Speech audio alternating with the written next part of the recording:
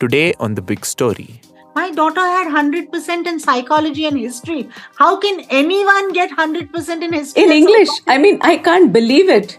So my mom told me to tell her teacher कि ये सब्जी नहीं खाती. A child who gets a 99% because your cutoff is 99 is good enough, and a child who's 98.5 is not good enough. I mean, what are you trying to tell? Come on, what are you telling that child? At the end of the lesson, there used to be like a small box of activity, but I can't remember doing any of them. It was only maths that was taught from a textbook. Everything else was experiential. You wanted to understand a law in physics, you were walked across to IIT and you saw it visually. Yeah. You're never going to forget it. Way back in the 90s, people who didn't do anything became teachers. That kuch nahi kiya, ladki badi ho gayi hai, she's done her graduation, post-graduation, B.Ed to kari lo. There is a lot of people who need it as a job. A lot of them later on, when they do the work, fall in love with the work. Yeah. That's different. It's not like they may come into it as a job, but then they actually fall in love with it and do it. It's like an arranged marriage. कि पहले शादी कर लो फिर प्यार हो जाएगा. The views expressed in this podcast are the speaker's own. The Quint neither endorses nor is responsible for them. Welcome to The Big Story, listeners. This is Prateek. And this is Anjali. Yay. And in this episode, we are talking about Education. Shiksha. पढ़ाई. Anjali, आप कहाँ तक पढ़े हो? हम. This is my, you know what, by the way, before we start this thing, this is my favoriteest bad joke. कि कोई किसी से पूछता है कहाँ तक पढ़े हो and then the other person is like 5 बजे तक या 2 बजे तक या दोपहर तक. This is very old. This is मतलब संटा बंटा से भी old joke. Yeah, but this works every time. मेरे को हमेशा हंसी आती है every time says this कि कहाँ तक पढ़े हो? 2 बजे तक. Isn't this joke? What is the origin of this joke? This is from Khichdi, the movie. I remember now. Yeah, this I've seen a lot of movies, yaar. So yes, we are going to talk about education, and specifically, we want to talk about कि यार, what is happening to our education system and what is happening to our kids, because 2 examples are right in front of you that good education is so important in a child's development. Otherwise, they turn out like Anjani and me. Please. ये self-depreciating jokes मेरे नहीं है, पहले ही बता रही हूँ.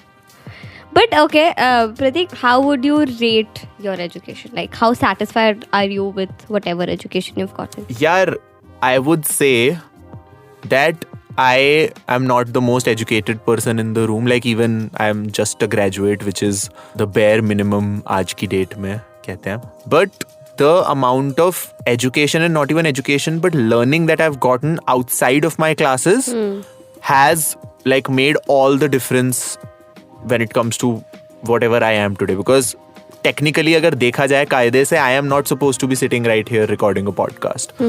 I was supposed to be an engineer working on some chemical engineering company making chemicals and making दवाइयाँ या कुछ बना रहा होता मैं. If I would have had education, अगर मैं अपनी एजुकेशन के साथ गया होता. But I think it's a happy accident that happened in my life कि एजुकेशन से ज़्यादा मैंने लर्निंग पे फोकस करा in different parts in my life through sports and extracurriculars, theatre, music, film, etc.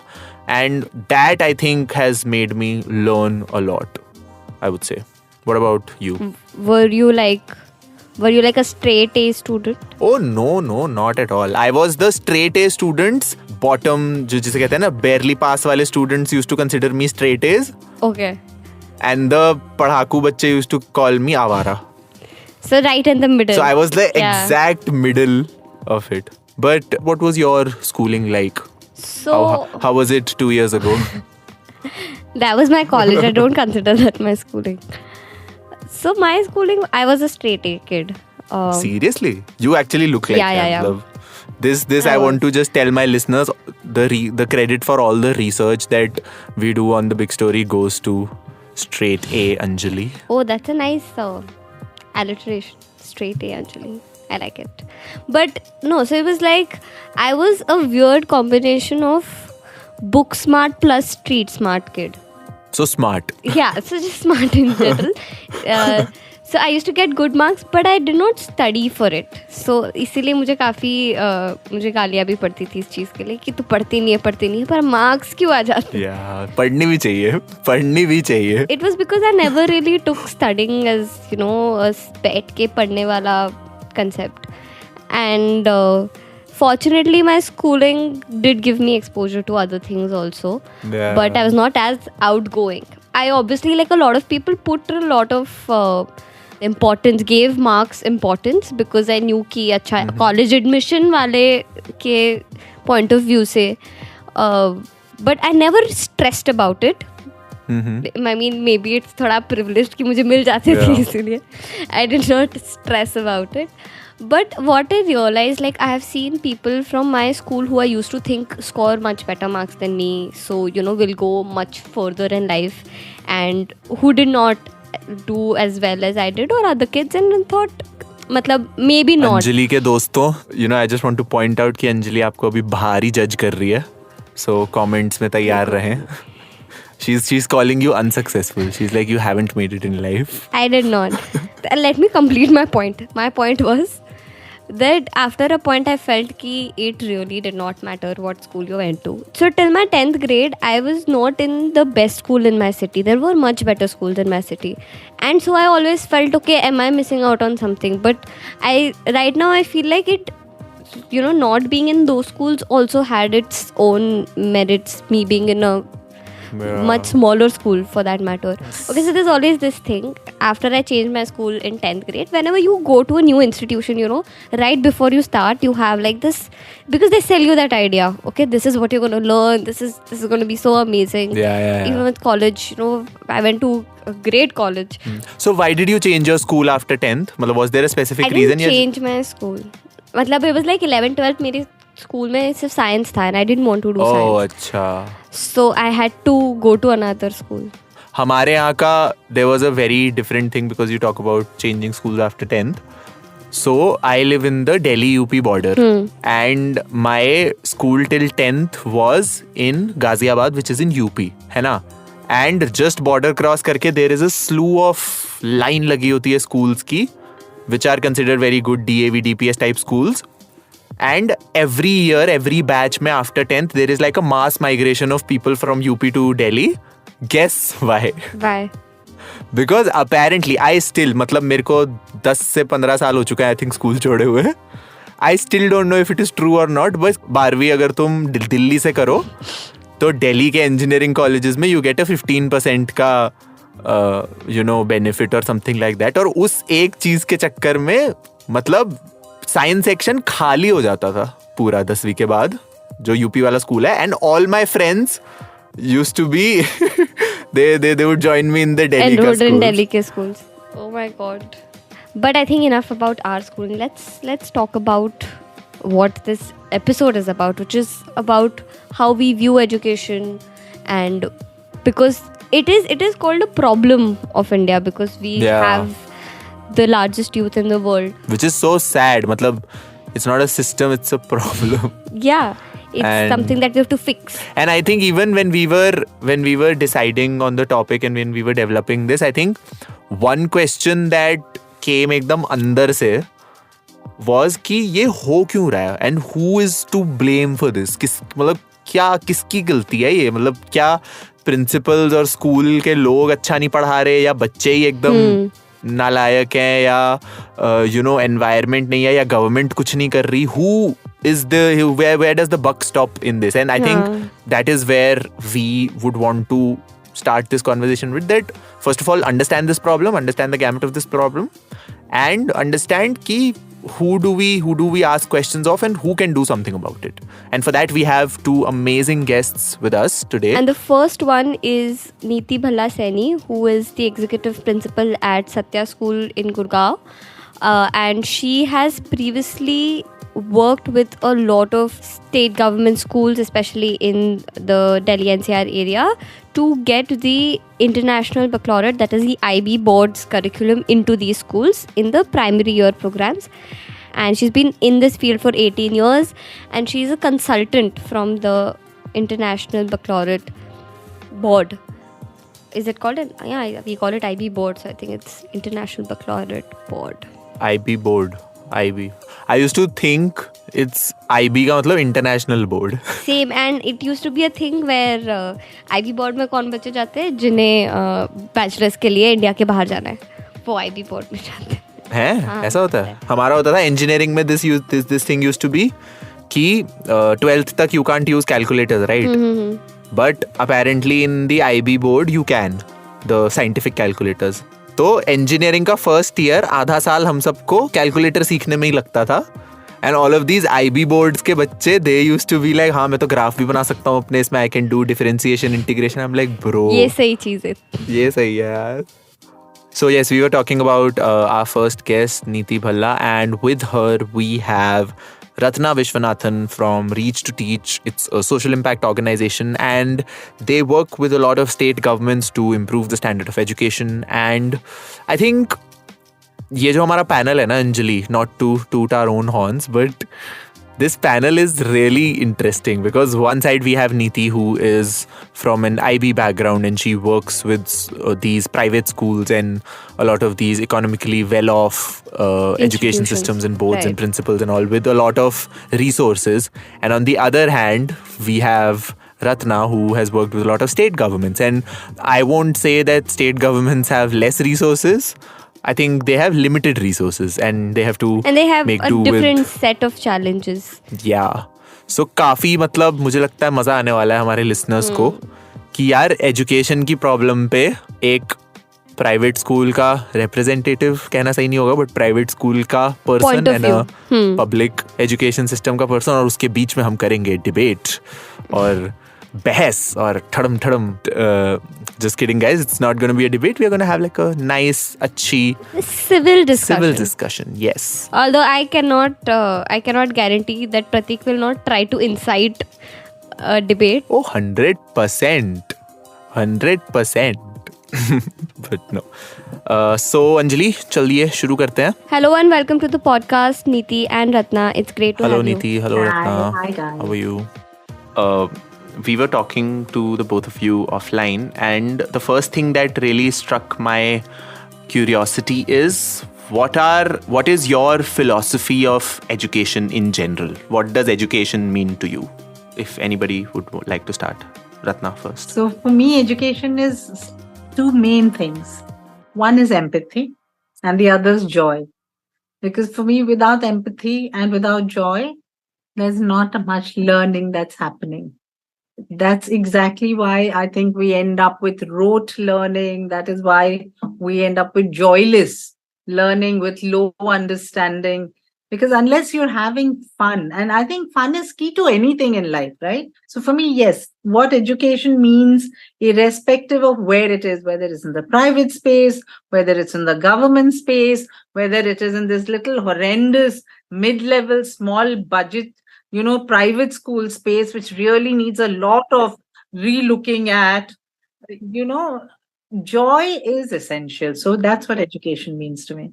Oh, that's amazing, Ratna. So for me, education is being a lifelong learner, that you continue to learn, and what you learn, you enjoy that. It's not about knowing your maths and literacy, like what you said. It's just not that. It is being able to learn and then apply in your life. And I have these constant conversations at home also, that who's truly educated? A person who can apply what they've learned, not a person who has degrees and multiple degrees. Education truly means being a lifelong learner, continuing to learn and unlearn what you knew and then learn again, relearn. And while you do that, have that joy of learning. Yeah, that's what education is truly. So both of you have this concept of joy, but like, just personally speaking, I don't think joy was something that I felt when I was throughout your 12 years of. I'll ask you a very simple question. Okay? Like when you walked into the classroom and you met a friend, somebody in your class that you really liked, you didn't feel joy. Yeah. You went into the sports field and jumped around in the grass and ran all over the place. Yeah. Did you not feel joy? Did you need gizmos and things to make you happy. No. I think it's also just being content with what you have and how you can utilize it in your everyday life. I mean, I'm sure you felt joy in that one particular teacher's class. Yeah. Who made things easy for you, who made things interesting for you. It could have Everybody has that one teacher's face in our minds, right? it could have been that very boring social studies. I mean, nothing against that. I love history and geography, but it could have been, I mean, teachers tend to make it, and I am a teacher by heart, so I know how we tend to make things boring and subjects very boring. I mean, that one teacher would have created so much joy in that class, enacting some historical moment that is what joy is. And I'm sure both of you can put your hands on your heart and say we felt that joy once. Oh, 100%. Yeah, I Yes, mean, yes. The fact that you miss it when you are out of school is a testament to the joy that we felt. Yeah. But since we're already hit a philosophical note on this, what do you think is the purpose of the 12 years of schooling that we go through? See, I'm not a teacher, unlike Neeti, but speaking completely from a layperson's perspective, I think the reason you put structures around things is more to be able to control the environment, right? Okay. There is no given. There are any number of people who are homeschooled who do Right. brilliantly well in life because whatever they have learned to apply it. They haven't learned for the sake of learning. Now, because we are so stuck in our heads that our children need to know. Now, what they need to do beyond need to know, I'm not bothered about. As a parent, I'm like, tuition bhej do. 100% आना चाहिए. That one son got 80%. Who the hell cares? But parents do. And to completely blame the education system all the time, saying you drive rote learning, you drive this, it's a two-way street. It's not just being done by the schooling system, it's also parents who are equally crazy, maybe because that's the way they came up, right? But there are any number of instances of very bright people who've dropped out midway, who've done excellently. So I think as human beings, we like a framework because it makes us feel secure. It makes us feel in control. And it makes us feel, see, within this, hum ye kar sakte hain. Beyond that, I'm a little scared. Where am I going with this? And this is completely Neeti from a layperson's perspective. No, that's really interesting perspective, and that's a wonderful way of putting it through. But I also have a little different take on it. I think the whole 12 years, or not 12, but it's 15, because you're also looking at early childhood of schooling, is a lot about building skills and developing skills. Originally in our education system, when we go way back to the Gurukul system, what were we doing? We were actually building skills, and that somewhere got lost in the Indian education system. And then with a lot of educators coming together, working around it, studying it and redrafting it, came in the new education policy. And new education policy hugely talks about the 21st century skills and how they need to be developed. So since I've been with the IB for a longer time, and IB has always focused on developing skills in students. It is important to get marks, but it is far, far more important to develop a skill. So I may differ a little from what Ratna said, that a student who is homeschooled also does equally well, is successful. I think there's a very, definition of success is very varied from person to person, individual to individual. For some people, success is being able to earn a lot of money. For some people, success is that what they do, they are content in that work. So when we go back to building skills, and a child who's being homeschooled, they do miss out on certain skills which would have been developed while they were in school. I love this quote by Margaret Mead, which says that children must be taught how to think. They should not be given what to think, but they should be taught how to think. So thinking skill is so missing in our curriculum and even in our daily lives. So I agree on that part where Ratna says that it's the home that drives it. We spell out everything, right from the time they get up to the time they go to school and come back. Get up, brush your teeth, do this, have your breakfast, pack your bag. So when they go to school also, they are in that same, and that's where rote learning emerges. That when you're not thinking, the convenient way is rote learning. Then the convenient way is to learn everything and write it and reproduce it on a piece of paper. Also, Neeti, do you think that in a country like India, education and schooling is seen as a way to employment and to like get a lot of people out of poverty, and that is why this whole mindset of rote learning and Marx law or ye sab becomes so much more prevalent. See, India is the youngest nation. If you look at the number of youngsters who are there, and if they are not educated, of course the problems will come in. But do we really need them to be educated only in terms of putting in and bringing in marks, or do we want them educated in terms of skills as well? Why are we not producing and strengthening the programs where they can go into a more skilled and vocational training and become stronger and excel in those fields? So it is important that we have an educated, more than educated idea, educated and not just degree holding generation, but educated one. It is Ratna, you were Ratna. saying. Yes, so I work entirely with government schools.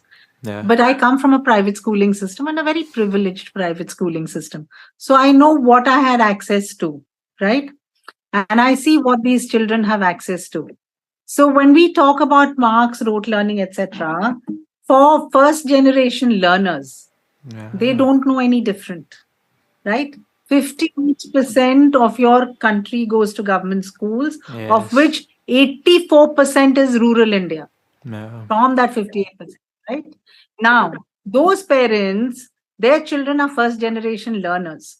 And we as a society, and we as educators, and we as people who are the ones who create these curriculums and syllabi and frameworks, are completely under the assumption that parents from low income households will not add value to their children and do not involve them in anything, when the first learning environment of a child is the home. And also, secondly, the mind of a child develops between the ages of 3 and 11, where a large part of it is spent at home. So by pushing this particular segment out of the learning framework, you're actually doing more harm than good. Number one, you make parents feel that they are not suited to be part of the engagement with their children, puts them at a disadvantage because they're constantly feeling the child knows more. But then they have one quantifiable parameter in their head, right? Marks, because that they understand clearly. So what do you do? And when we're talking of skilling, Neeti, classes 6 to 12, there is vocational skill in the syllabus, but you don't have financial literacy. Now, without financial literacy, just having a vocational skill means nothing, because I can never be an entrepreneur, and I'm the youngest country in the world, and I'm producing more job seekers than job creators. That's one. Two, much more importantly, what is the level of, employability when I skill? I know for a fact that the skilling that is done by the National Skill Development Council, you go and do employability indicators of a large part of the people who've gone through skilling processes. They are not employable. Do you agree with this, Neeti? No, I completely agree with it. Absolutely. There is no denying what Ratna is saying. And the whole crux of it also lies, and I'm sure Ratna would agree with, is teachers who are dealing with them. The professional development of the teachers. Because the teachers who are teaching them, they can teach them a lot of things. However, they are not able to, for various reasons. Ratna works very closely with government schools, but when I stand outside and when I look at how it's happening, there are some amazing and very talented teachers in government schools, and there are other teachers who are not ready to learn. And that's the same scenario even in private schools. In private schools, they don't have much choice because they are forced, and it's kind of forced down that you have to learn and you have to transform.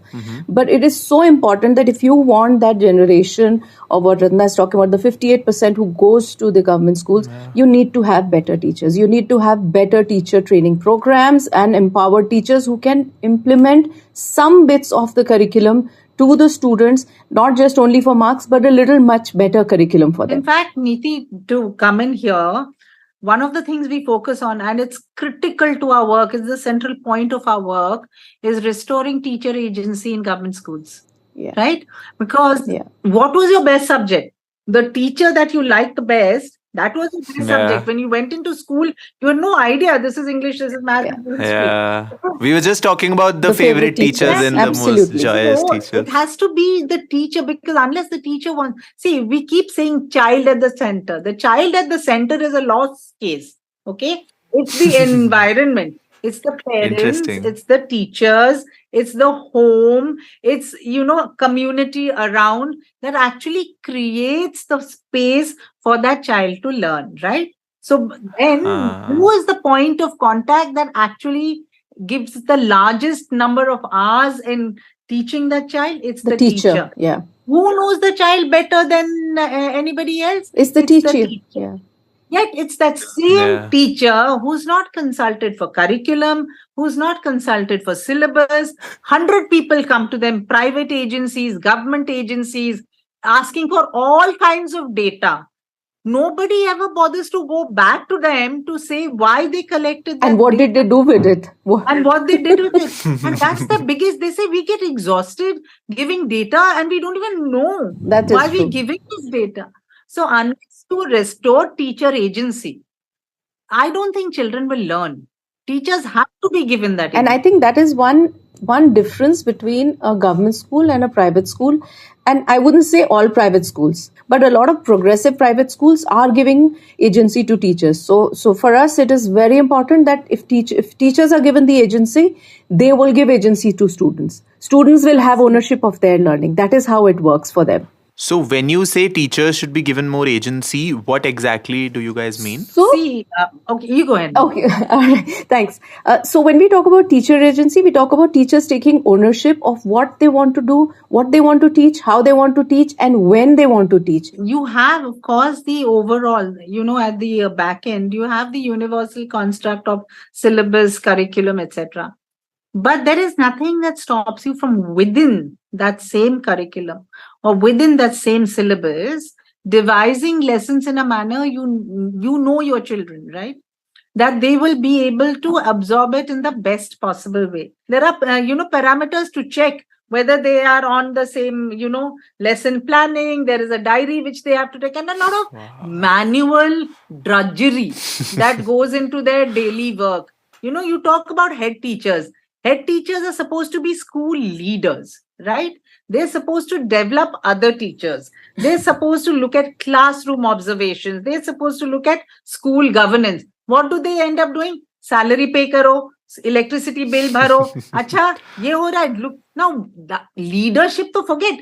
Basically, how do I, strengthen the teachers in my school? Yeah. So when we're talking about, let's say, rote learning, or we're talking about there being a set syllabus, there being a set curriculum, do you think a lot of this is the way it is because it is quantifiable that way, and at the end of the day you can go to the parent and present it in numbers, in marks and stuff like that? Or in the absence of such a system, wouldn't it be too difficult for the school to present to the parents, this is what your child has learned? Is that why a system is like that? And in general, adding to that, why, like, how did we come at this situation? Like, what's the history of all of this, and what do you think are the reasons for all of the problems that you guys highlighted? Would you like to talk about the white man's problem, of where it came from? I will.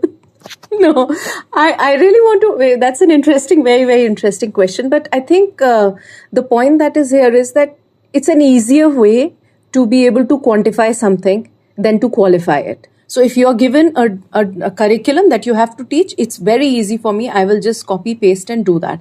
And like I said in one of my, the quote by Margaret Mead, that you're not telling the teachers to think. You're telling them what to think. So they're easy and they don't want to rack their brains, and nobody wants to. None of us would want to do that.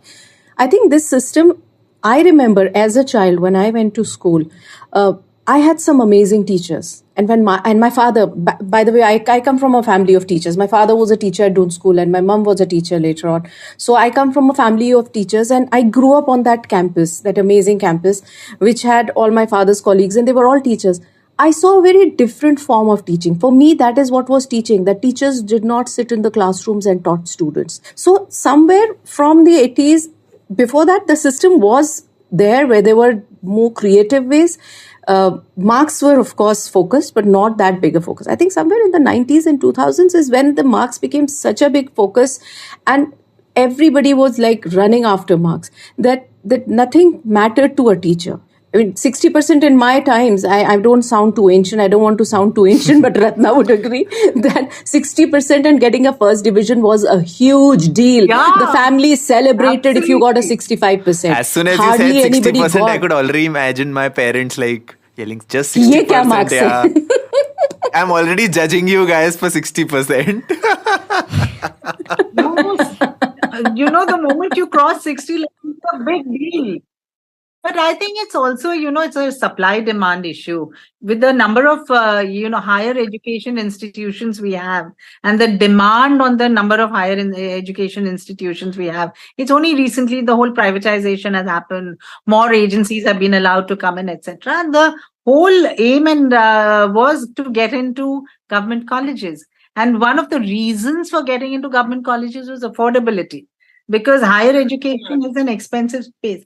And then when demand outstrips supply, there had to be, I guess, a quantity. And it's like you said, over the last 10, 15 years, it's been horrifying. My daughter had 100% in psychology and history. I wanted to kill myself. How can anyone get 100% in history and psychology? And in English, I've seen children getting 100 in English. I mean, I can't believe and it. The cutoffs were at 100%. I'm like, are you creating children or is this a joke? Right? The whole system is chaotic. And I think there is the need to rationalize all of this mad race, and have alternate ways of getting higher education rather than just fighting for those institutions that exist and creating these completely false cutoff parameters, because you're not really being fair to the child. Where are you being fair to the child? A very smart child who got 98%, you're really playing with the emotions of the child, the self-esteem of that child. And the child starts feeling less when they're not, right? Yeah, that's what my question to all these higher education, the tertiary education level is, that a child who gets a 99% because your cutoff is 99 is good enough, and a child who's 98.5 is not good enough. I mean, what are you trying to tell? Come on, what are you telling that child? Every now and then you open the newspaper, you see the news, and you hear that a class 12th child jumped off the place or did this, did that. It's so heartbreaking. I mean, for what? And also, I think somewhere we should encourage, alternate education. Like my child went to a school called Mirambika. Till class 8, they had no exams. And there's some 13 kids to a class. And when the rest of the world was doing, class year-end exams, school was taking off to some ashram in Ramgarh in Nainital, or they had some place called Kechla in Orissa, which was like a little island where they went and taught village school kids, right? And they had the time of their lives. And yet, all those kids, after the 8th, they graduate to, regular schools. They've all done very well because they didn't learn linear. Yeah. They learned spatial, right? So the ability to apply was given far more importance than just learning Hindi, English, maths. You wanted to understand a law in physics, you were walked across to IIT and you saw it visually. Yeah. You're never going to forget it. Wow. Right? And when I talk about frugal innovation, Neeti, you don't need the big stuff. Absolutely. It's what's in front of you, what you can use to demonstrate. Like, somebody I was talking to, they said, give a child a seed. Yeah. Ask the child to plant it in a little pot and take a picture every day with a regular phone. Yes. Next 8 to 10 days. Learning, excitement, joy, growing, technology, all together. Not cost intensive. Right? So it's how we use what we use and the way we use it that actually leads to learning. And with NEP, that is exactly what they are talking about, that the children need to be able to experience what they are doing and move away from rote learning.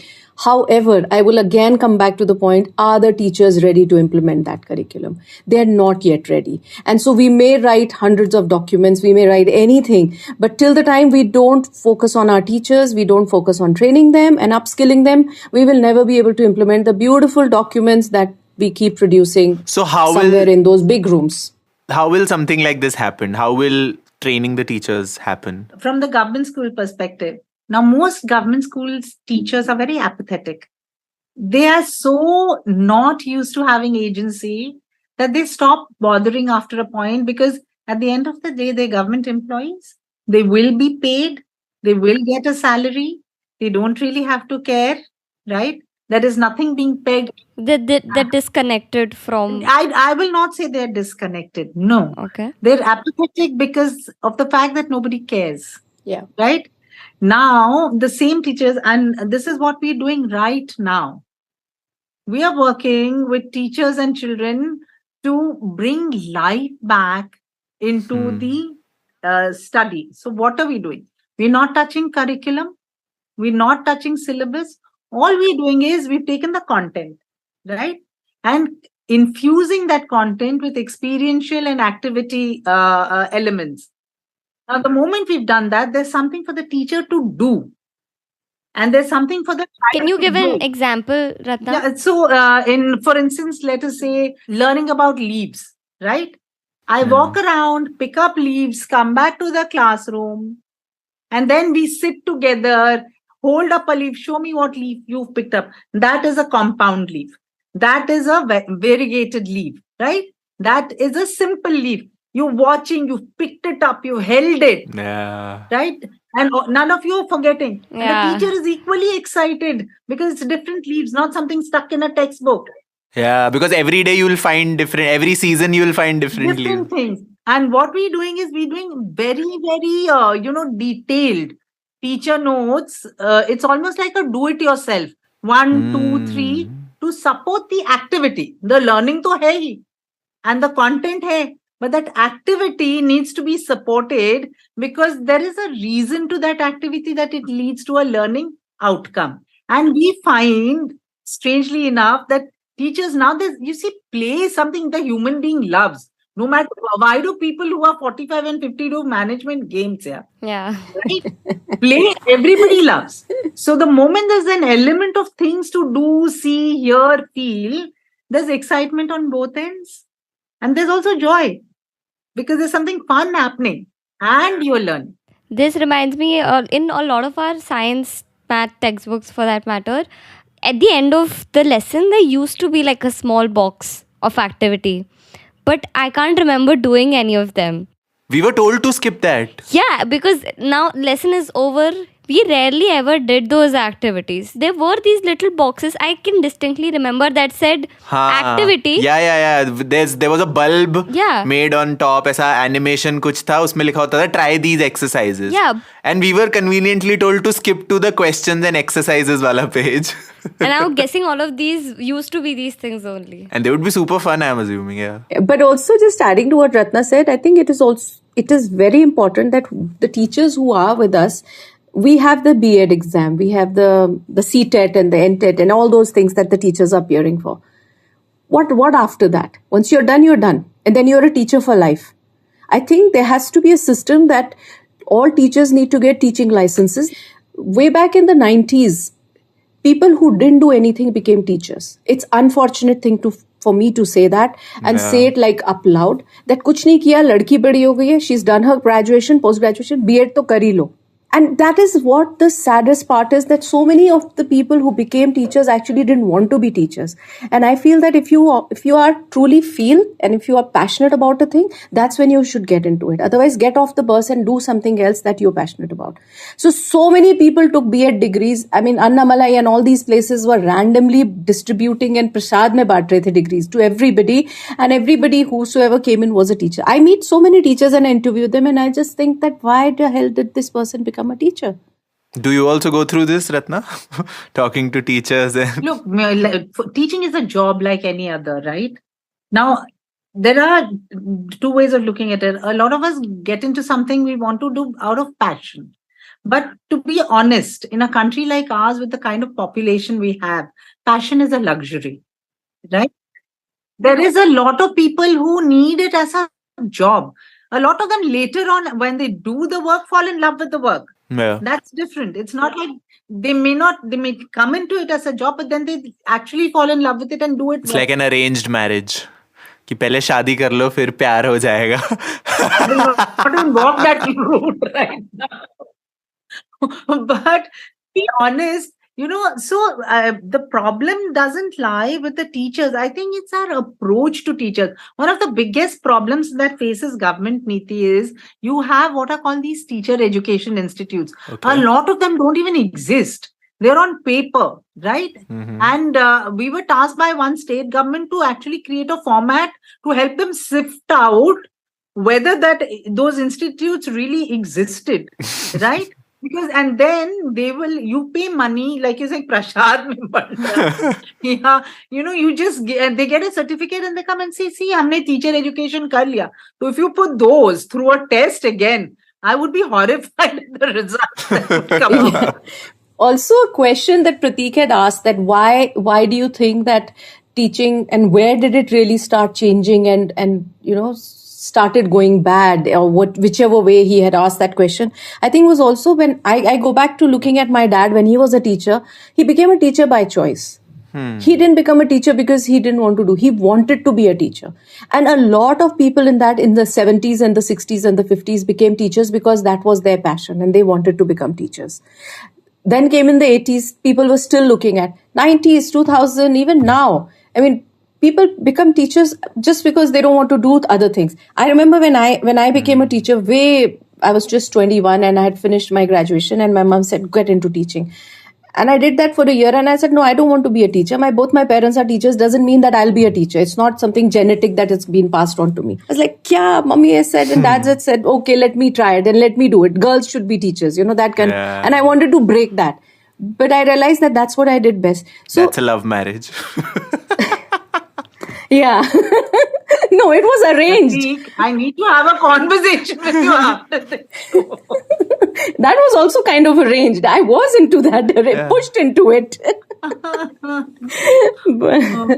but yeah, so people need to be passionate, and I agree with Ratna when she says that it's a luxury. Passion is a luxury. But can we have little more compassion, if not compassion from teachers who are teaching the students? Because compassion shouldn't be a luxury. Yeah, that shouldn't be a luxury. Because every profession that you are looking at deals with products, deals with humans, deals with this and that.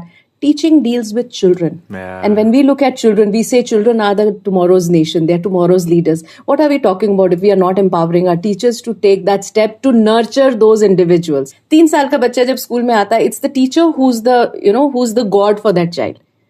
I mean, parents call the teachers and say, ma'am, my child doesn't listen to me. Why don't you tell her to do this? Why don't you tell him to do that? That's the value a teacher has in the life of a child, a young child. I have an anecdote. My sister wouldn't eat her vegetables in her tiffin. So my mom told me to tell her teacher कि ये सब्जी नहीं खाती. So this is how much trust we have on our teacher. There is the other extreme, where the teacher says something which is incorrect, and you tell the child, this is not the correct answer. No, mistake. It is correct. Do you also think like the reverse happens, where people with a lot of passion for teaching do get into it, and then eventually, like we've pointed out all the troubles of being a teacher in our education system, then get out of it even though they do have the passion? Does that happen? Or become that mechanized version of a teacher? No. Anybody who is passionate, they will keep fighting. They will fight. They will keep fighting. They will keep trying to do something, however small, on a daily basis to make something better, because it comes from within. And the fight is, for them, the fight is not with education or teaching. The fight is with the system, with the institute they are working with. So they may leave that institute, they may leave that system, but they'll continue to be passionate teachers. Okay, so we were, Ratna, I think you had touched upon alternate methods of learning, right? Now, first of all, I have a question. What are those methods? For our listeners who are young parents and people who might be in schools currently, what are, number one, those kind of systems? And another question that I had was, when we talk about these alternate methods of learning, is there an apprehension that you guys face कि यार इससे result पे फर्क पड़ेगा, अगर हम ये सब करेंगे तो इससे result पे why should we waste You time know, पत्ते वत्ते उनको दिखा रहे हो और ये सब कर रहे हो. it's interesting you're asking me this question, because when I put my daughter into Mirambika, that was the question I was asked. Are you sure that is where you want that child to go? Can you not Asked see by who? other parents, my friends, Other colleagues? I parents, mean, I okay. was a civil servant, competitive as hell, right? So Yeah. then, like, aren't you scared that your child will not be able to compete? I said, the school I went to, we were taught that excellence is only with self, and you only need to excel with yourself. So I am not bothered about whether my child can compete with the outside world, as long as she develops the strength, the courage, and the understanding that she is very good at what she does.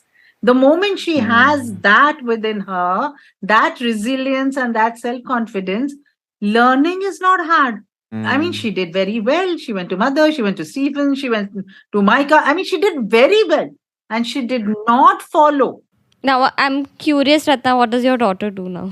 She works with advertising. With 2 civil service parents, she didn't want to be a civil servant.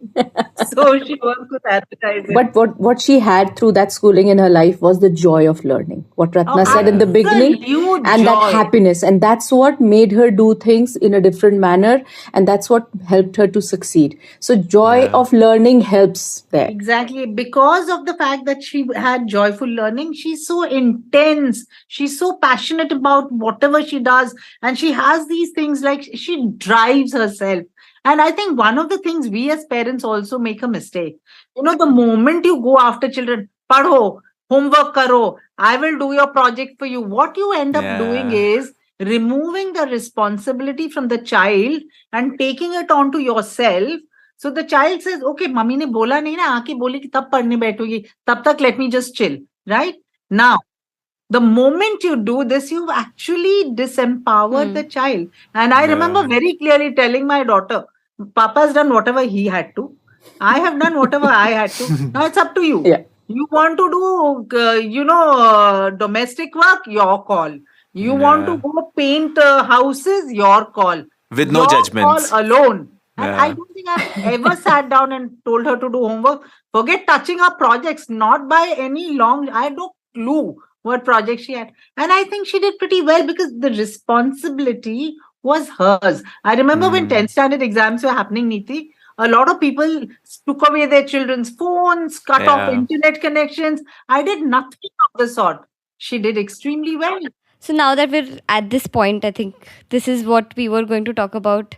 Next is, how has parents' involvement or their relationship with schools changed over the years? We can, I think for sure, say they are way more involved than they used to be.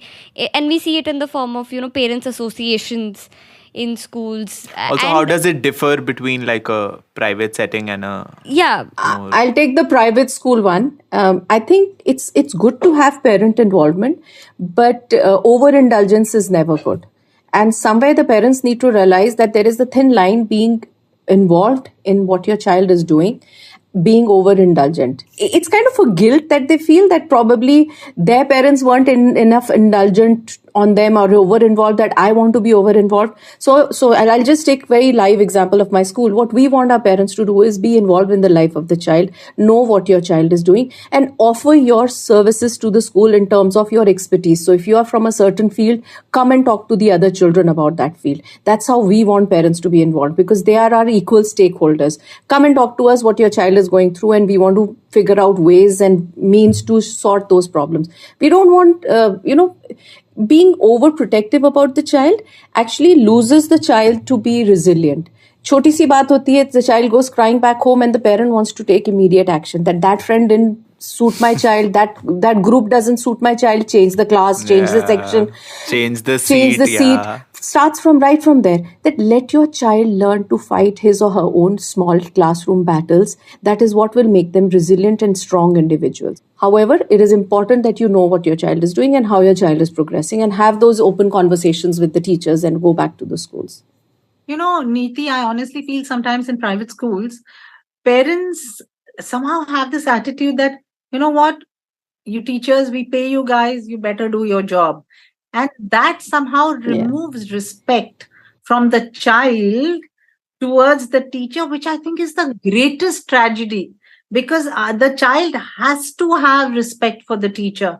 And half the reason, teachers are angry or upset is because they're like, I am the teacher. I know what I want, and I have a parent coming and yelling at me just because I pulled up a child for doing Yeah. something the child shouldn't have done. Now, those are things that somehow have crept into the system, and even more so because, when you have both working parents, that burden of guilt that, oh my God, we both working, we're not giving quality time to the child. That's not correct. I've worked all my life and I know I've given enough quality time to the child. So, who do I take it out on? I find alibis, right? And I find external agencies to project it on. And who is the most obvious agency? It's the teacher, right? So it's your job. Because the child is spending so much time, and also the With child you, is spending so exactly. much time in the school. Yeah. So that's where, so it comes back around there. So if the parent and the teacher could work collaboratively, that is where more patience is required from the parent's side, and more trust is required. That if they have trusted a space for their child to go to and learn, then let's have that patience to say that what is that person telling us about the child, and how is that person responding to the child's needs. And the flip side is parents from low income households. They, Yeah. because they feel they don't know enough.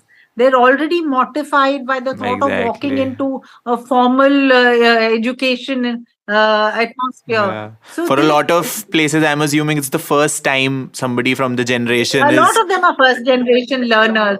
So they're almost, they're almost like supplicant to the teachers. They feel that they know, we don't know. Somewhere that gap needs to be Yeah. bridged too. Mm. We actually have two very diverse ends of the spectrum, one of Yeah. entitlement and the other of completely being scared and mortified of a formal, learning setting. Yeah. So I have a question that tab se abhi tak all the points that we have touched on. Ratna, you've been talking about the government side of the things, and Neeti, you're talking about the private education side of it. I want to understand, what is the difference between government education and private education? Is it just about affordability and money, and in general फर्क क्या होता है दोनों में? See, the government has to provide services as a welfare state, right? But there is definitely we are a very large population, right? There is a limit to what is available in terms of a budget, right? We don't have the wherewithal. I'm sure, I don't think anybody, if they had the money and had the wherewithal, would be averse to creating similar conditions that private schools have. But Absolutely. it's about juggling resources, because you have to build infrastructure everywhere. And for school such a is one large part. population, Exactly. for such a large population. And school is one part of that infrastructure. So it's also, there are so many forces at play. But we also have to look at the fact that the government does provide a huge number of schools to cater to a very large population, right? So somewhere that balance between numbers, availability of budgets, and infrastructure creates the kind of stresses and strains around government schooling systems and government education. Having said that, in a state like Haryana, for example, they have created model schools. And they're slowly upscaling. They started with a few and then a few more. And then, like today, there are about 138. They're doing a hub and spoke model. You go to any of these government schools, they're pure government schools. It's beautiful. They have labs. They have great libraries. The way they've used the entire campus for, teaching aids, like on the walls, on the little stones that pave, kiaris. They've used the entire school as teaching aids, right? You have confident young children there. That's a government school as well. So a lot also depends on the state, the availability of budget. It's a concurrent subject. So the wherewithal for the budget lies with the state, right? And it's the same thing in Delhi schools also. You look at the Delhi government schools, the Delhi Board of School Education, what they're doing and how they're trying to transform those schools. I mean, so much so they're trying to also bring in an international curriculum so that the teaching learning practices become better. They have put in a lot of resources on teachers' development. So they took in from Finnish curriculum, from various curriculums, and they have trained teachers. And it is really true. I mean, I've seen that work, and I see it closely because I work with 3-4 of their government schools there as an IB, from the IB perspective, from the IB side as a consultant. And they're trying to do a lot of things there. Of course, their challenges are huge. Like while it was lockdown and online learning, they didn't have devices. The students didn't have devices where they came from the background. And like Ratna says that, their parents are not as educated. They are their first time probably learners, the first generation learners these students are. So the parents also don't have an understanding and wherewithal of saying how my child should learn and what my child should learn. So there are huge challenges, but having said that, within those challenges also, some of the governments are trying to bring in a difference to the schools. There's no lack of intent, Pratik. Let's put it this way. Yeah. Right? There are. Would you say that? Would you actually say that there is actually work being done? There is a lot of work being done. Oh, yes, at different levels, which is why like I told you have different boards. You have different, what should I say? Courses. You have the ICSE, you have the CBSE, you have the government the state board boards of a particular state. State boards as well. And then different syllabi, different curriculum. But so obviously there's a lot of work happening. Otherwise, it would all be defunct. And it's not that we're running as a Ram Bharose country. There is a lot of structure. There is a lot of work happening. It's just that the sheer numbers and that the work inertia that numbers breed sometimes reflects on quality. And that I think is the biggest bane, which is where the National Education Policy 2020, if it can actually be brought down into doable bits and pieces and explained better and explained and torn into those little you're right, tiered it down to the level that every individual, for example, it talks about play as a source of learning for the early childhood. Teachers don't understand. Years ago I was in one school and I said that, so you do play-based learning. The children go out and play and then they come back and do the work. On a funnier side, that was an interpretation of a small town private school, very small town private school. I'm not even talking about a government school. So again, goes back into understanding what. And is it the first time we are incorporating things like play in our education system? No, it's always been there. It's been there forever. At a policy level, though, even the other NEP talked about play and experiential learning. So this NEP came in after 32 years. Yeah. There are 6-7 drafts that have been coming, though they were not called the education policy. There were different white papers through the years that have more or less talked about similar things, right? The National Education Policy that we have today has culled out a lot of the good stuff which has already been talked about in the past, recommended by various committees, put it all together to create NEP 2020. But having said that, also there is a lot of, idealistic language that goes into NEP 2020. Now, when I say 21st century skills, I have not yet, Neeti, found anybody who can define what that means. Right? So now somewhere you have to break it down into bite-sized pieces and also into a sequential structure of how. So with NEP, we've done a what and we've done a why, but the how we've not gotten. No, but it is also to each one's interpretation. And that is what scares me so much. That if we will leave the how to be interpreted by the individuals and by the schools. No, you have an overall framework. Obviously. Yes, but how if you're leaving it to be interpreted, that scares me. I've seen some of the great educators who talk about NEP and it just scares me what they're talking about and how they're talking. One of the things we're doing is creating what I call communities of practice, right? Now for government schools, what happens is I'm here and I'm doing something really innovative within my school. There's another school 2 kilometers away. The guy has no idea about what I'm doing. I went to this school in Gujarat, sweet little school. The headmaster there, very enthusiastic headmaster, he was teaching his children about saving money and interest, right? So there was this little tiffin box, those little steel boxes we used to carry to school 100 years ago. So one of those little boxes. That multi-decker wala. No. Single. Maybe beyond your time. It used to be a little aluminium box with a handle. Okay. Yeah. And it had these 3 clips on the tiers. side. Yeah, on the side you should open. Yeah. So he had actually, Yes. kept one of those boxes and told children, "You any money you want to save, you put in here, and I will give you X% Oh. interest, right? And this way, the pocket money that you have, you can grow." So I asked him. I said, "Where would you get the interest from? It's all going into this box."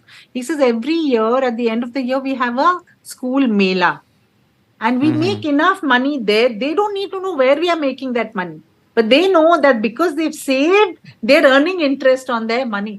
I thought it was brilliant. Yeah. We're talking about all these big things, financial literacy, and here's this guy happily doing it in his school, right? Now, by creating communities of practice, what we're trying to do, and it's still in the ambition stage, is creating, and you talk about technology, technology, technology. Create a portal like a virtual common room, where only teachers have access so that they are free Right. to speak to each other, right? And create a virtual common room where they come in, they can exchange. And I would not say only this good practice. And this is what, by the way, I mean local level innovation, the whole frugal innovation story. And share the practices and all of it, but also Right. share anxieties, Yeah. share frustration, Yeah. share worry. You keep Shout outs talking to say, about "I need this help." socio-emotional support. Yeah. Peer-to-peer support is the best form of support.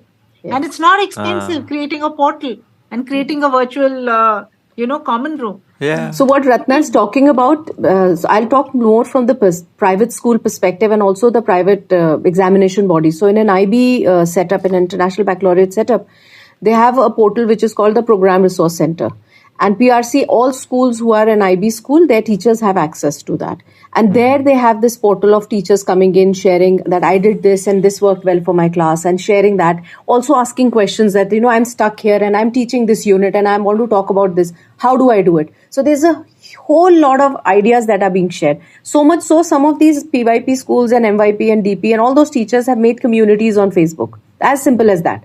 And somebody posts that, I'm doing this unit and I want to collaborate with a school anywhere in the world. And I'm a school in Africa, or I'm a school in Japan. And then people start writing that, okay, I'd love to connect with you. And they send, and then you inbox and then you share your emails. And that's how collaborations start. So there's huge number of communities in private sector where they are already collaborating with each other through And I think virtual this is what we medium. need to do for government schools. The government schools, and absolutely. create that level of. Are there any plans happening for something like this? Because this is like a very doable thing. No, right? we're already in talks with because we work with the government of Haryana as well. So, and it's Haryana being a highly urbanized state, internet connectivity is not a problem, because you do need connectivity. And so we are actually working with them to create this portal and create communities of practice. Now, in a place like Arunachal, where it is only 10% connectivity, what we've asked them, that create this big virtual common room within the same district. Let head teachers visit each other's schools and spend 2 days. Do some classroom observation, talk to other teachers, see what's happening. The culture of learning and sharing doesn't have to be driven by money and resources, right? But it has to. The problem is we'll have to coordinate and facilitate this till they see the virtue in it, and then it'll go on auto mode. Just creating it and leaving it, it falls apart. And such things are already happening in the private sector, already and hugely. Sharing good practices, visiting each other's schools, and getting a mentor school, especially in the IB primary years PYP world. So Northern India has about 50 odd schools who are either candidate schools for the primary years program or are already authorized. And so they handhold each other and they take each other through the journey. They do sharing good practices, they do job-alike sessions, virtual and physical, both kinds. So different schools host it, and that's become a very good practice. And then nobody has to spend money on it. You see, it's not about money. It's about sharing your ideas and thoughts, and that doesn't need money for doing it. Absolutely. I totally agree. So now I have a question. It's not necessarily a criticism of the private system, but it does pose questions of access to me, right? Because only a certain class of parents would be able to enroll their children into a private setting. How is the private side of the education system working to tackle that, or and do they consider this like an issue as well? If Neeti can answer. No, so what I understand is that you're looking at a private sector where the parents are who have that entitlement or have that resources to be able to access that, versus children in the government schools not getting that access. And wouldn't that alienate a large chunk of population? It does. So as per the right to education, when you talk about schools needing to have 10 to 25% of children from the economically weaker section to be part of your school, that's something which has been said and written, and schools have to follow it. So that was done to look at that the good, or let's say the private education is available to everybody. And those children who can make it or are in the vicinity, I see it a little differently. That when you're trying to bring in children with no means and resources behind them, and from the economically weaker section, and trying to put them into those very fancy schools where they look at other children with all the resources, you're trying to, somewhere also let them realize that, oh my God, I don't have this and I don't have that, and also feel sorry for themselves. Rather, if I were to have a system and if I were to look at this system, I would say that have these private schools adopt one school and make sure that whatever practices they're doing in their schools, teaching, learning, whatever good practices they're running, their professional development they're doing in their schools, go ahead, take it to that school and implement that in that school, whatever it requires. And honestly, if you want resources, like Ratna said, you go out and walk out and bring in a leaf and observe a leaf, you only need that. You don't need many fancy resources to be able to make your teaching learning better. So I would look at it that instead of telling private schools to say that get all the children in, go and impact a larger chunk and say go take a school under you and start helping that school to develop and build. Just one thing I want to bring in here, Neeti. There's been a massive amount of research and documentation that has gone into this whole 25% EWS access for children. What it has ended up doing is creating a huge deal of resentment within those children for not only to the school as such, because you have children talking about going on foreign holidays. Yeah, absolutely. They actually start looking down on their parents. They turn hostile. They start stealing from home to be able to afford things. And the gap is widening for them. It's such an unequal divide that I think it's what shall I say, an exercise that should never have taken place. I agree with you about this. And like Neeti said, it makes more sense to go and support a school. If you're a private school, go support a school with good practice and all of it. But don't do this, because it is just a horrific joke on those children who are seeing things and they know they will never be a part of it. Was a part of this exercise also to promote like interaction within, let's say, students from like a economically weaker section, and also to have both of them put in the same classroom and see and boost their interaction with each other? Was that an objective? Not at all.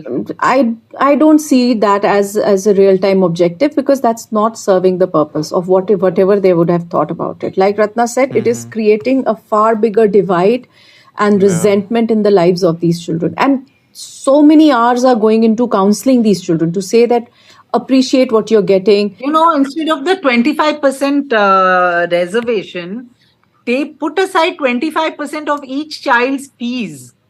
And that money go and, develop a school further. Precisely. And work with the school better. Absolutely. And improve the lives of all those 100 in that school. Why just 25 in that school? Yeah, I think again that process in itself would also be so politicized. Which 4 students then you pick out of a class of 100 then? It's I can assure you, Anjali, it's a very, very unhappy space.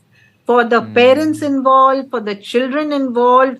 And, it's not like the other children are being deliberately cruel. They just live in their life. Mean. Yeah. They just see who they are.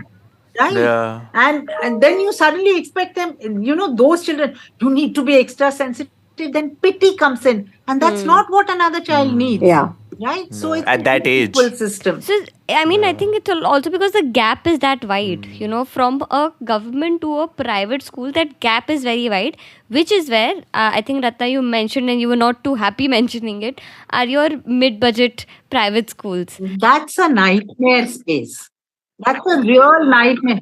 And it's in Delhi. I can tell you it's in Delhi because I know my people who work for me, their children, it's aspirational. They go to those schools because they say Angrezi padhayenge unko. It's an English school. And they take a lot more money than a Sarkari school does. And the Sarkari school teaches 20 times better, right? But because it's what they call a private school, they feel it'll teach better. And I know for a fact that for one of my staff, 2 years, there was no teaching whatsoever. The school was closed. When it opened, he was told, deposit 32,000 rupees tomorrow or your child can't come to school. Where is he going to grow that from? So that particular segment, they're understaffed. They do not have quality teachers. A lot of it is run by, small level politicians or others. And what happens in those schools is it sells a dream. To the most vulnerable people. Those who just want to move out of the government to a private school, could be any school. So you say कि इतना बड़ा तो मैं afford कर नहीं सकता. सरकारी school तो ठीक नहीं तो ये ठीक होगा. And they end up in a hell. And it's like a worst of both worlds because they don't have the resources of a private school and their teachers are understaffed. Not the teaching quality of a government school. So it's actually not a great space. And I think somewhere people are going to start looking at it, start assessing quality, start looking at the teaching parameters. Right now, I think it's just, it's like mushroomed. You remember, Neeti, there used to be these little clinics that would open with every quack in every college. These schools, I also call them mushroom schools. And some of the bigger chains also mushroom schools like that. Mushroom schools are the ones. That's the term for them. So now we are nearing the end. And I want to specifically talk about how can these two extremes of government and private schools, how can they coexist and how can they work together and learn from each other? Because I would say, please correct me if I'm wrong, that the government side of things has a problem of stress and quality, I would say. And obviously the private side of thing has problems of access, they have problems of affordability, right? So how can we find a bridging gap so that we can ensure, as you said, that it's like a basic right to give education? There are a lot of agencies, Pratik, the not-for-profit sector and the social impact sector. They work across. So they would collaborate with private schools. They would collaborate, like we collaborate with a lot of agencies abroad because we are a UK-based charity, right? So, and you try to bring, good practice. I don't use the word best practice ever because that means you stop. You can't go beyond. So, good practice. So, you pick it up from other places and then you try to create programs. You try to create interventions. You try to create tools, framework structures, which you then go and work with the government and work with the government schools to bring these in. So it's not like there is this huge gap and it's never going to change. Of course, it will change. And I think more and more, this whole process of collaboration and partnership and is getting better and better. And also, I think with the advent of technology, where it doesn't all have to be physical presence. You have large learning sessions, large seminars, lots of places from where you can pick up learning, pick up good practice. And of course, the whole open source concept. Today, a lot of agencies put a huge amount of excellent content into open source. So it's not like you have to pay for them, they're copyrighted. All you have to do is ascribe your source, but it's available to be used, right? No, I would again go back to saying that private schools and government schools could embark on a journey of collaborative work, a better journey, rather than take children from there, but do more collaborative work with them and look at strengthening the teachers' training systems in the government. And schools. is that collaboration currently happening and at what level is it? Okay, I'll give you a little example. I used to be in a school where the students, because that was an IB school, and as part of IB, students of 11th and 12th have to do CAS, which is creativity, action and service, and they have to give in certain number of hours. And as part of that, they collaborated with the nearby government school, and that was a primary school. So they said that we want to come here and work in the school. Once a week, these students would go. So they hosted sports day for them. They said, they looked at the flooring. It wasn't really good. They said, let's start working. So they would come back to their school, generate funds through various other activities and take a month. The students would and generate funds through various, cupcake sale and this and that and all that, and generate funds and then go back. So that was part of their, what are they being able to give back to the community, and then actually lay out the floor along with the mason and, do all those jobs as well. But then while these are old children, they're 16, 17-year-olds, they also observed that the teachers were not really teaching the students the way they should be. And they started voicing those concerns that, ma'am, why aren't you teaching? And why are you sitting here? And why your class is just... And this was a primary school. As a result, the principal and the teachers raised a concern that these children from that private school come in and they don't do any work here. They play around and go away. So we don't want them coming in. Because they started questioning what they were doing with the children and how they were working around with the students. And there are things which, I'm not going to name that place or anywhere, but I've also seen it with my eyes that a class of 30 students of grade 5 are sitting and there's one little 2-year-old child running around. So I ended up asking that girl that, oh, that's your little brother? I knew कि घर से बच्चे नहीं होता देखने वाला, बड़ी बहन ले आई होगी or something like that. She said very shyly and sheepishly, she said, no, that's ma'am's child. So she was actually babysitting a teacher's child in her class while she is supposed to be teaching. So the students also saw this. So I feel that to be able to have this proper collaboration, there needs to be better systems. Wherein if a private school wants to come into the school, then there has to be an openness from the government school also to say that, yes, we want to see what you're doing and see if that impacts us positively. If it doesn't, of course, they have a full right to say, no, don't come back here. You're not doing a good job. But it has to be like a balance, because that school did transform. At the end of the day, the school did transform. They had a better water tank, everything got maintained and things became better in that school, infrastructurally. Yeah. And why do you think it's not currently happening as extensively? I think there is too much of a divide. There is too much of a divide. And there is also, there is this whole aspect of who has the time. There is a curriculum that has to be taught. There is a certain set of classes. Again, we go back to the marks. And that's why the new education policy and the existing system of syllabus, curriculum, lesson khatam karna hai, militate actually. And there needs to be some point where they kind of come together and they hold tight, because otherwise it's not going to be easy. Right? Yeah. And like what Neeti said, once in a while you go to another school and you look at it, it's nice, it's a learning experience, but it's not a scalable experience. Yeah. Right?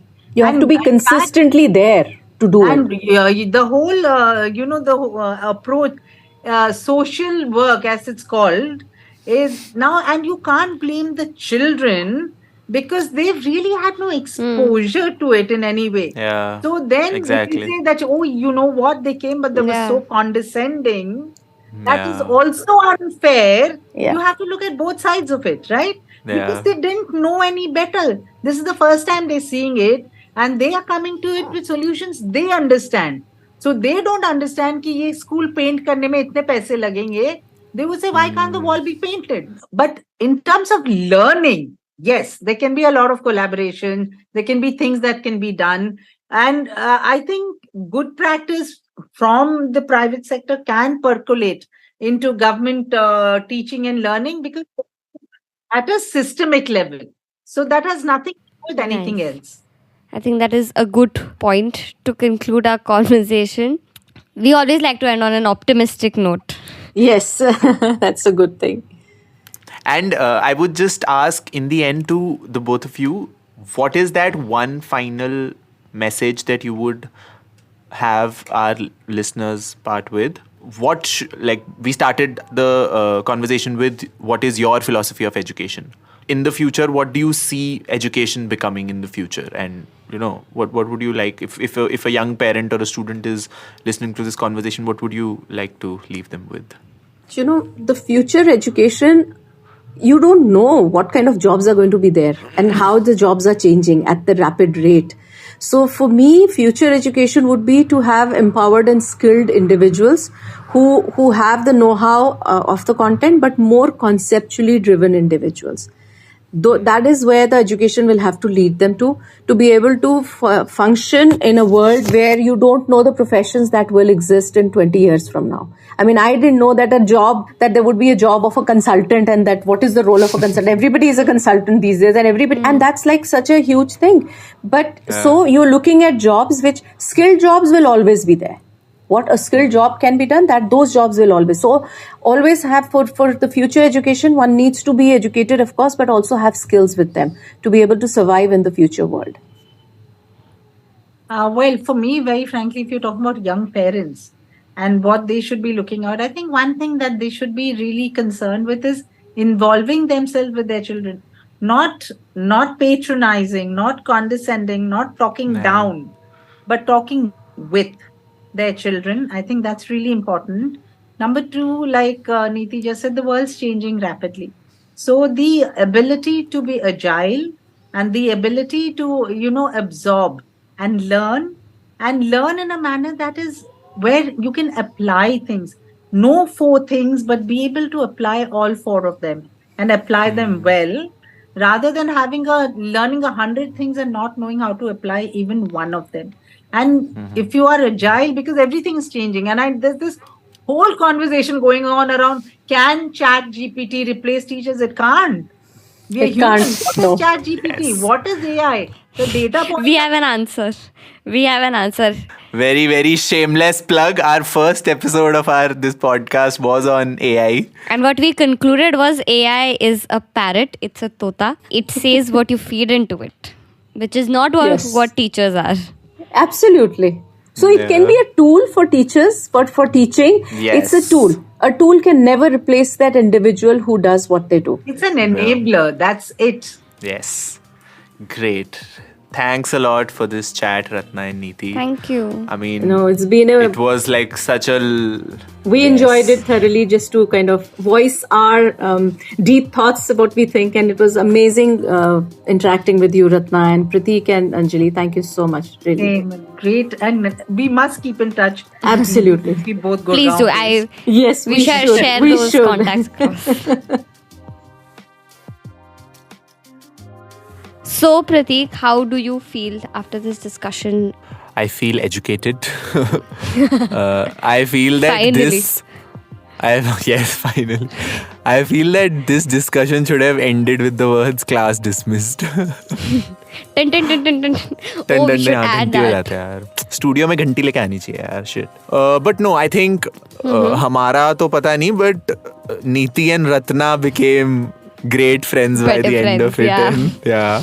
So I think this is what this chat was supposed to be. It was supposed to be a partnership between the public and the private system, and I think this conversation also tells us, and जो हम starting में बोल भी रहे थे कि भाई किसे blame करना है, वो question actually है नहीं वो कि किसे blame करना है. The idea is हम दोनों ऐसा मिले सुर मेरा तुम्हारा की तरह हाथ मिलाएंगे और because I think we've realized कि जो भी problems है वो मतलब are not exclusive to either one of them.